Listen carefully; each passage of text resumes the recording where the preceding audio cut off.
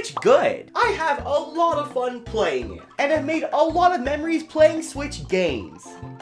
But when will it die? I think it's fair for the most part to say that the Switch is a good console. Yes, there's some undeniable setbacks that are practically inexcusable, but I would say the Switch era of Nintendo is a pretty great one. But as the years press on and the Switch gets older, a constant thought runs through my head asking, when exactly is this going to end, and what's in store for the future of mainline Nintendo consoles? Because unlike anything that came before it, I think the answer is going to be more interesting than you think. So wait till the end of this video to find out. So this is the glass half full, and let's talk about the death of the Switch. Jesus Christ, I've been so morbid lately. What's wrong with me? First and foremost, it's important to note every Nintendo console in the past and how long they lasted for, and why the Switch will probably not follow that same formula. Dating all the way back to the NES, all the way to the Wii U, on average, they were around for 5 to 6 years. So by that logic, coming into its 6th year, the Switch should also be reaching its last legs, right? No, of course not, you idiot! My bad, you're not an idiot, don't take it personally. Well, in a lot of other circumstances, the Switch would be in the end times, but in actuality, we may be in the midst of its life cycle. I actually touched on this a bit in my last video when I said the Switch's lifespan will come to an end late 2024 to early 2025. And since that statement, I've had a ton of people in the comments come ask me why I think that. And by that I mean I lied. No one asked me that, but I asked myself that, so it still counts. Like for any typical console, it makes sense. But like the Switch is doing really good. Like it's their best-selling home console kinda good. And it's sorta hard to just quit on it before squeezing every bit of potential out of it. And also, is it even fair to call the Switch a mainline console when it has handheld attributes as well? And it's already known that Nintendo handhelds usually last a bit longer than mainline consoles. So what does this mean for the Switch? I don't fucking know. So using past trends ain't gonna help us that much. But how about Nintendo themselves? They've gone on record talking about the future of the Switch and Nintendo, and a lot of it makes a lot of sense. And also, it really doesn't. Back in 2021, it was stated that the Switch is gonna last for 7 to 10 years. That is 12% of a human life. Yeah, I'm not like other consoles, cause I live longer. And while I really like the Switch, it's kinda really bad and not fun to have a current Nintendo console on the same level power-wise to something 20 or so years ago in 2027. But here it is though, a clear-cut answer. Well actually, no, it's not that simple, because I was talking to a friend the other day about this feature of Nintendo, like Nintendo fans usually do, and he offhandedly mentions that there's some reports about how Tears of the Kingdom is supposed to be the last big Nintendo game that is coming to the Switch. And if you're lost right now after I said two very different things, don't worry, because I'm probably more fucking confused than you. But I should mention that everything I say you should probably take with a grain of salt, because one was stated a couple years back and things change, I guess, and the other was from a dude on Twitter that I'm supposed to trust. But either way, I do think it brings up some interesting topics of discussion. What will the big N do? And honestly, there's a decent chance they don't have much of a plan. Now, it could be ludicrous to say that a multi-billion-dollar company doesn't know what to do in the future, but I feel like with the Switch, as successful as it is, kinda leads them to a pretty big roadblock. Well, I mean, it's the first console since the NES to be the sole platform every Nintendo game is on. Because obviously, every mainline Nintendo console had some sort of handheld counterpart. And usually, they would just keep that tradition, but with how well the hybrid format has been working out for them, it'd be incredibly weird if they went back to it. So if they were to keep every game on one console, what would happen to the portability? Assuming that the hybrid system was the gimmick for this console, is it just gonna be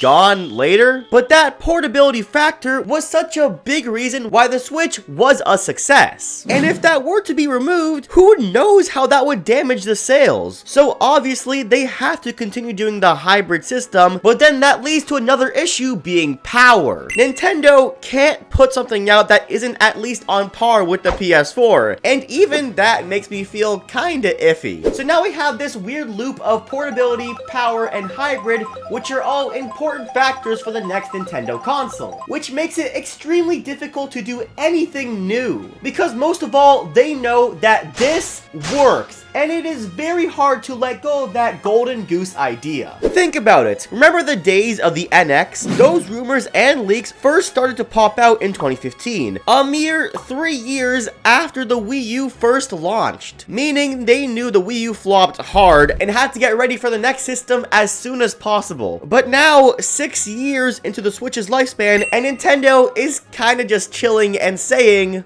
that's a problem for future Nintendo. So in the end, I feel like the longevity of the Switch is not only because of how successful it is, but also how much roadblocks the Switch ended up putting in. So much so that the only kind of solution I see Nintendo doing is actually just making a Switch 2. Like, I was joking about it before, but no funny business, just a bigger, more powerful, less problematic Switch. Basically how everyone was yelling for a Switch Pro, but now it's literally just the next system. Look, it's not the most intricate and well thought out idea I could have, but Nintendo loves to do their gimmicks with their consoles, but I just don't see a way they could do a new gimmick with a new console that doesn't somewhat resemble the Switch. And honestly, I don't think it's not a profitable idea. It will 100% sell less than the original Switch, but with all the existing problems that lie within it, I wouldn't mind just getting a more powerful version that perfects the hybrid format in the best possible way. And who knows, maybe with some good launch titles, great marketing, and a name that doesn't confuse the average consumer, it could sell decently well. Honestly, it's too early to really tell, and we probably aren't gonna get a better idea of what's gonna happen until the end of the current Switch. Which, speaking of, let's try to accurately predict when that end is gonna happen, because using my vast amount of knowledge, and also using past trends and clear sources, I think it's possible to predict when exactly is the Switch gonna say goodbye, what kind of games it'll be leaving us with, and how exactly will now till the end look like. So here we are, January of 2023, predicting everything that's gonna happen until the death of the Switch. 2023, we already have 3 titles confirmed, being Fire Emblem Engage, Pikmin 4, and Tears of the Kingdom. Honestly, a pretty solid year already, but what else will this year have in store? Well, to get this out of the way first, the Mario Kart Deluxe DLC will conclude. At the pace it's coming out, it's shaping up to conclude late 2023. And also, it's been said to end late 2023, but I would like to think I'm smart for saying this. Another somewhat guaranteed thing is some kind of DLC, third version, or sequel to Scarlet and Violet. We all know this. Every new gen allows us to go back and explore in some way, shape, or form, except for X and Y, and it's a no-brainer that Scarlet and Violet will be no different. What will they choose to do? Well, if I were to put money on it, I would probably say a third version. Just because Game Freak loves pulling fast ones on us, and we haven't seen a third version in a very long time. What will it be called? I don't know. What color did they not do yet? Fucking magenta. Pokemon Magenta. And just for the fun of it, wild card. I think we're finally gonna get a new DK game, but it isn't exactly what we want. Maybe produced by a company not named Retro, I can envision a full remake of the first 3 Donkey Kongs. They were known as timeless classics, and it would be a good test to see how many fans still care about the series. First getting a good remake before a new DK game comes out sooner or later. And if you tell me it won't happen because the original games are already on the Switch, well, it didn't stop Nintendo before. Now, other than some stellar third-party and indie games that should be counted as big titles, and I think that's basically it first-party wise. Yes, it does seem kinda low, but to be fair, we already know some titles that are coming out, like Fire Emblem Engage and Pikmin 4, which will probably have an October release date, by the way. But guys, a fucking Zelda game is coming out this year. And not just any Zelda game, no. A sequel to arguably the best Zelda game of all time, and also a sequel to one of the best games of all time. Like, unironically, Nintendo could have absolutely 0 games coming out this year, except for Tears of the Kingdom, and I'd still be pretty satisfied. So most likely, Nintendo is gonna roll with Link for the rest of 2023, and not release anything too major. So then, how about 2024? If this is supposedly the last year of the Switch, they should go out with a bang, right? Well, that would be pretty cool, but expect like the littlest bang ever. Typically, for the last years of certain consoles, it's most likely gonna be their worst. I mean, why release anything super significant if they're wrapping up production soon? So, no, I don't think we're getting any semblance of a big new 3D or 2D Mario for the rest of the Switch's life cycle. Yes, it sounds really sad, and honestly, pretty fucking lame to only get a couple mainline Mario games in this era. Wait, no, not even. We only had one actual Mario game. Well, I guess Bowser Furies exists, but it's barely even a Mario game. We had 1.5 Mario games on the Switch, which is a lot less compared to previous consoles. And, well, I guess there's no need for another Mario game at this point. Both Odyssey and... oh god. New Super Mario Bros. U Deluxe for the Switch featuring a Funky Kong mode sold extremely well, so from a business perspective, what's the point of giving us either or when they can just put those resources into a brand new Mario for the next console? So yes, again, it sounds lame, but we won't be seeing Mario for a while, until we get a new Mario Party and Mario Sports game in 2024. Yeah, so unlike mainline Mario, Nintendo doesn't give a shit about when they release spin-offs. Keeping in line with consoles like the GameCube, I can see both of these series making one last appearance on the Switch. Yes, 3 titles may seem too much. The GameCube had 4 Mario Parties and...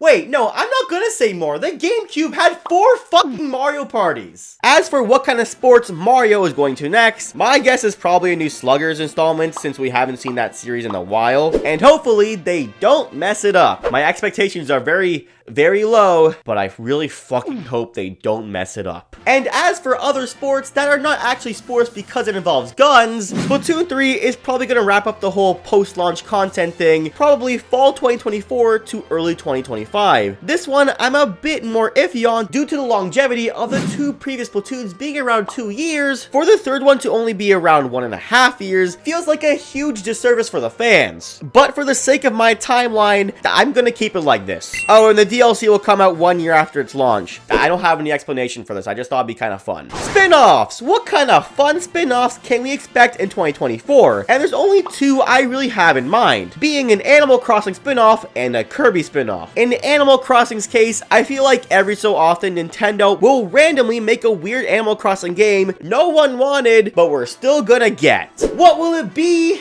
I don't know, but what I do know for sure is that it will probably be better than Amiibo Festival. And as for the Pink Blob, HAL likes to do some sort of new Kirby concept every generation or so expect a new Rainbow Curse or Epic Yarn or something new from Kirby next year. And as for my final wild card, a new Punch-Out!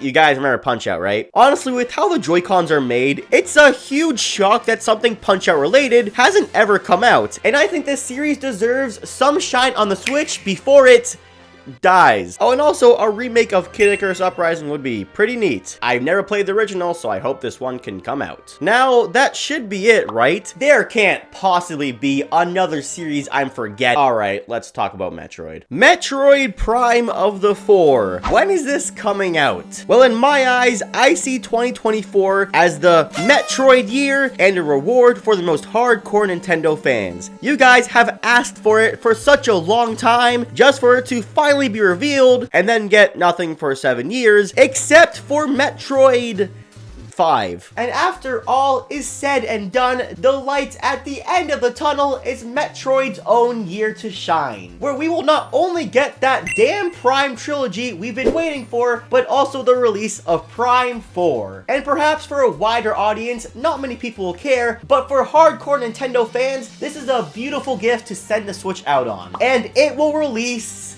in 2025 alongside the Switch 2. Great idea, right? Okay, hear me out. I know I just said this was the year of Metroid, but now we're making it the kinda Metroid year with some good games before Metroid Prime 4 comes out. Like I said before, for a game of this caliber to be on the last year of the Switch just doesn't sit well with me. It could just lead to its own demise because people may want to save their money for the next Switch and not buy a game as big as this. So I think the best case scenario, let's let Prime 4 release on the Switch like Nintendo originally planned planned, but launch it as well with the Switch 2 to give it some life and let people play it as a launch title. And hey, maybe it'll have a Breath of the Wild effect and become a huge hit for the casual audience. And honestly, that would be a great way for the Switch to go out. God damn, 8 years for one console is still so unreal to me. Like, that's such a long time. And yet Mario Kart 8 will still outlive it. What the